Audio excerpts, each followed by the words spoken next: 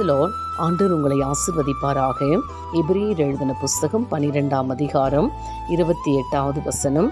ஆதலால் அசைவில்லாத ராஜ்யத்தை பெறுகிறவர்களாகிய நாம் பயத்தோடும் பக்தியோடும் தேவனுக்கு பிரியமாய் ஆராதனை செய்யும்படி கிருபையை பற்றி கொள்ள கடவோம்.